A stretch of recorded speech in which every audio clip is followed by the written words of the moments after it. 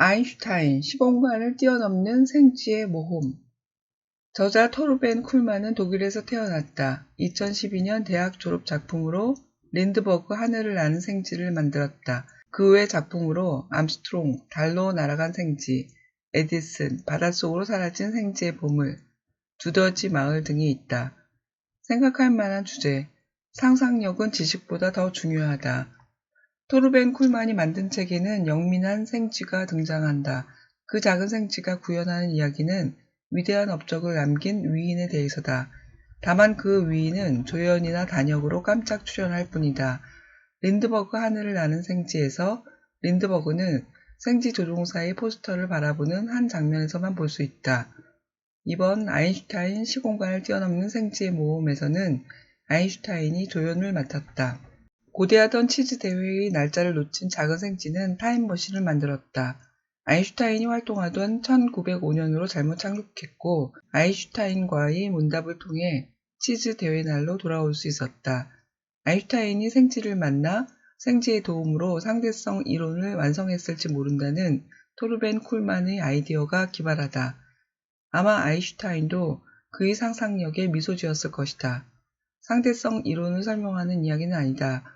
뒷부분에 이론을 소개하고 있지만 이해하기 어렵다. 다만 시간과 아인슈타인의 상대성 이론에 대해 호기심을 끌어내기 충분하다. 줄거리. 작은 생쥐는 회중시계를 자세히 살펴봤어요. 시계바늘 3개가 단 1초 동안 숫자 12 위에서 멈췄어요. 작은 생쥐는 이 순간만을 기다리고 있었어요. 세계 최대의 치즈 축제. 내일이면 작은 생쥐는 드디어 어마어마한 치즈 축제를 향해 출발할 거예요. 작은 생쥐는 축제가 열리는 곳으로 아주 멀리 여행을 떠났습니다. 그런데 무슨 일일까요? 어디에도 치즈가 없었어요. 전단지에 적힌 장소로 찾아갔어요. 통통하게 생긴 생쥐가 있었어요. 치즈 축제에 가려면 어떻게 해야 할까요? 그건 어제였다고. 넌 하루 늦었어. 어떻게 이런 일이 일어난 거지? 작은 생쥐는 계속 자책했어요. 작은 생쥐는 시계를 바라보다가 초침을 움직이지 못하게 꽉 잡았어요. 다음엔 분침을 잡고 온 힘을 다해 반대편으로 돌렸어요. 시계를 반대로 돌렸지만 아무런 변화를 느낄 수 없었어요. 생쥐는 도시에 있는 커다란 시계탑으로 갔어요. 톱니바퀴 사이에 나사를 끼웠어요. 곧바로 모든 부품들이 멈추었죠. 하지만 시간은 멈추지 않았어요. 생쥐 눈에 시계방이 눈에 들어왔어요. 새하얀 생쥐가 작업대 앞에 앉아서 일에 집중하고 있었어요. 일을 멈추고 작은 생쥐에게 말해주었어요. 저희 가족은 여러 대에 걸쳐 시계공 일을 해왔습니다. 80년 전 이곳은 괴물 같은 수고양이 크로노스가 있었어요. 어느 밤 크로노스가 심하게 날뛰며 가게를 엉망진창으로 만들고는 사라져버렸어요. 제 증조 부모님은 그때부터 여기에 살기로 마음먹었어요. 시계공 생쥐는 생쥐가 물어본 시간이 무엇인지에 대해서는 답할 수 없을 것 같다며 시계 하나를 선물로 주었어요. 80년 전 이곳에 살았던 과학자를 알려주었어요. 작은 생쥐는 베른 특허청으로 갔어요. 아인슈타인 사진 밑에는 1902년부터 1909년까지 이곳에서 알베르트 아인슈타인이 근무했습니다. 시간과 공간에 대한 우리의 생각을 완전히 바꾸어 놓았습니다. 라고 쓰여 있었어요. 작은 생쥐는 상대성 이론이라고 적힌 책을 읽었어요. 엄청난 것을 배우게 되었죠. 행성 사이에 중력이 어떻게 작용하는지, 빛이 얼마나 빨리 움직이는지 말이에요. 아인슈타인의 말을 빌리면 시간이 지나가는 것은 상대적이에요. 시간은 천천히 가게 할 수도 있고 어쩌면 멈출 수 있다고도 하지만 되돌릴 수는 없었어요. 그런데 갑자기 무슨 일이 일어난 걸까요? 번개? 깜짝 놀라서 중심을 잃고 말았어요. 온 힘을 다해 책장에 되돌려 놓으려던 책이 생쥐의 머리 위에 꽝 하고 떨어져 버렸어요. 갑자기 작은 생쥐의 머리가 빠르게 돌아가기 시작했어요. 유레카. 아인슈타인의 공식과 수많은 수학 기호 속에서 작은 생쥐는 갑작스럽게 어떤 방법이 떠올랐어요. 시간을 지나가는 여행이 가능한 기계 말이에요. 작은 생쥐는 발명품의 설계를 시작했어요.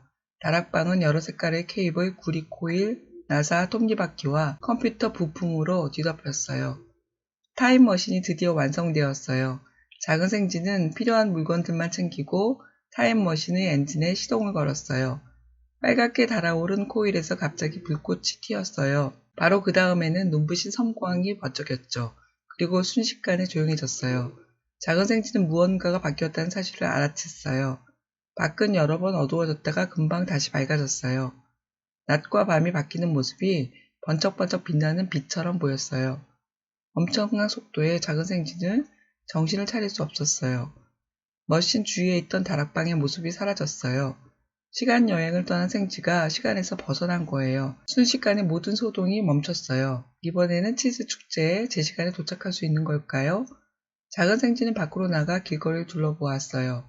거리에는 이상한 옷을 입은 사람들이 있고 마차가 덜컹거리며 지나다녔어요. 작은 생쥐는 조심스럽게 배수로를 따라서 걸었어요. 그때 익숙한 간판 앞에 도착했어요. 바로 시계방이에요. 가게 안으로 들어갔어요. 시계에 꼭 생쥐를 기대했는데 갑자기 검은색 소고양이가 궤동시계 뒤에서 뛰어나왔어요. 작은 생쥐는 아슬아슬하게 날카로운 발톱을 겨우 피했어요. 작은 생쥐는 살짝 열려있는 가게 문으로 달렸어요. 수고양이는 손살같이 작은 생쥐 옆을 지나 달려갔어요. 그때 작은 생쥐는 재빠르게 다시 가게 안으로 들어왔어요. 온 힘을 다해 문을 쾅 하고 닫았어요. 성공이었어요. 수고양이 크로노스의 검은 그림자는 어둠 속으로 사라져버렸어요. 새벽녘쯤 밖을 나왔어요. 가판대 신문에는 날짜가 보였어요. 1905년. 80년 정도 더 과거로 돌아가 버렸어요. 생쥐는 갑자기 혼란에 빠졌어요. 타임머신에 쓸 좌표를 계산할 컴퓨터가 존재하지 않은 시대에 갇혀버린 거예요. 어쩌면 지금 이 시대에 도와줄 수 있는 누군가가 있을 것 같았죠. 생쥐는 출근 중인 그 사람을 찾아냈어요. 알베르트 아인슈타인. 전설적인 과학자. 지금은 특허청의 평범한 직원이지만요. 작은 생쥐는 아인슈타인을 며칠 동안 관찰만 하다가 편지를 썼어요. 아인슈타인 씨에게 수수께끼를 풀어줄 수 있을까요? 어떤 사람에게는 1초 같고 또 다른 사람에게는 하루 같은 이것은 무엇일까요? 아인슈타인이 답을 썼어요. 시간입니다. 성공적이었어요. 작은 생쥐는 매일 밤 새로운 쪽지를 책상 위에다 놓았어요. 수수께끼에는 점점 더 어려운 계산 문제와 시간과 공간에 관련된 질문이 포함되었죠. 다 했다. 작은 생쥐는 방금 마지막 답을 챙겼어요. 필요한 계산을 모두 마친 생쥐는 굉장히 흥분했어요. 새로운 숫자로 타임머신을 조종했어요. 누군가 계단을 올라오고 있었어요. 생쥐는 바람처럼 빠르게 마지막 설정을 바꾸고 동력 장치에 시동을 걸었어요. 다락방 문이 열릴 무렵엔 벌써 코일이 달아올라 있었어요. 밝은 섬광 속에서 작은 생쥐와 타임머신이 사라졌어요. 알베르트 아인슈타인은 밝은 빛에 매혹된 채로 믿을 수 없다는 듯이 좁은 문 너머를 바라보았어요. 아인슈타인은 바닥에 떨어진 종이 조각을 들어 올렸어요. 웃을 수밖에 없었어요. 종이 조각 위에는 또렷하게 문장 하나가 적혀 있었죠. 시간은 상대적이다. 작은 생쥐는 유명한 과학자 덕분에 제 시간에 어마어마한 치즈 축제에 도착할 수 있었어요.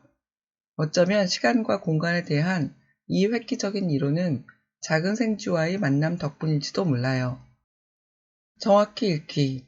시간을 멈추기 위해 작은 생쥐가 첫 번째로 한 일은 무엇인가요? 시간이 상대적인 것은 무엇에 따라 달라지기 때문이라고 했나요? 깊이 읽기. 작은 생쥐는 오랫동안 기다렸던 치즈 대회에 갔습니다. 하지만 대회는 전날이었고 치즈는 찾을 수 없었습니다. 작은 생쥐는 왜 날짜를 잘못 알았을까요?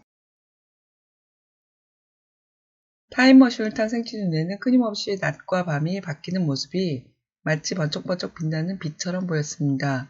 왜 빛처럼 보였을까요? 일반화하기. 시계가 없다면 시간이 흘러가는 것을 어떻게 알 수 있을까요? 아인슈타인은 상상력이 지식보다 더 중요하다라고 말했습니다. 그 이유를 무엇이라고 생각하나요?